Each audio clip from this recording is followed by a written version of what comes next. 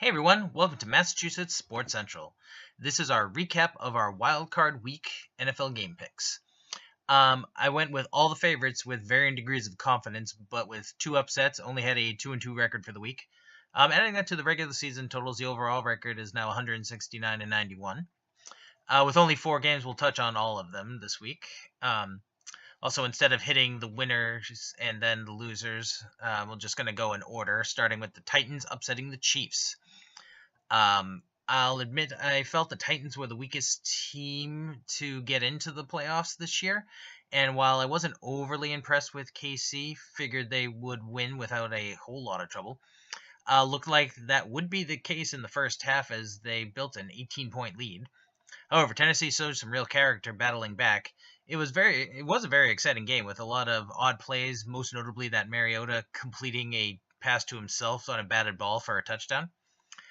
Anyway, Titans pulled off the 1-point win and are headed to Foxborough next week. Next game, next upset. I had this as more likely a good excuse me. I had this as more likely a good offensive game. The Falcons did pretty good, but Atlanta held down the Rams offense pretty impressively. Not sure what sunk LA in this one. Maybe they weren't prepared well enough for the uptick in intensity of playoff football, where the Falcons were battle tested from last year's Super Bowl run. No matter what the reason, they definitely outplayed them and are doing a decent job shaking the Super Bowl hangover stigma right now. All right, they'll be in Philly to play the Eagles in the division round next week.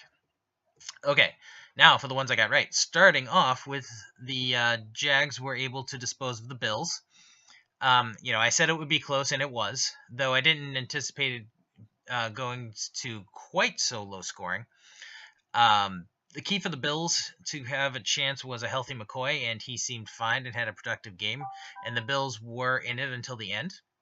Ultimately, the defense for Jacksonville was too much for a fairly anemic Buffalo offense to overcome.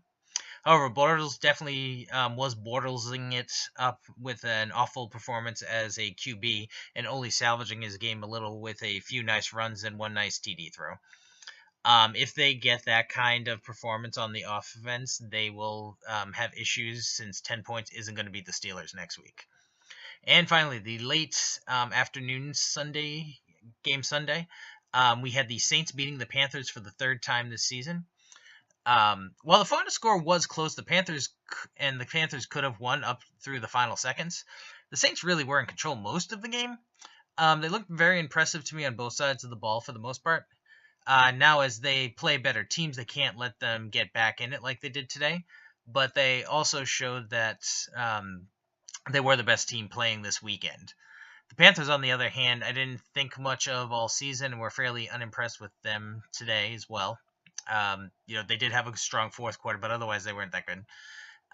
They weren't a bad team, but were probably the worst of a very strong NFC playoff contingent this season. So anyway, the Saints will be in Minnesota to play the Vikings in what looks like should be the best game of the division round. Okay, I will have division round predictions before the games on Saturday. Thanks for watching, and please like, comment, and share the videos, and subscribe to our channel. You can also follow us on other social media. Facebook and Twitter are both @MA Sports Central. Thanks, and we will see you soon.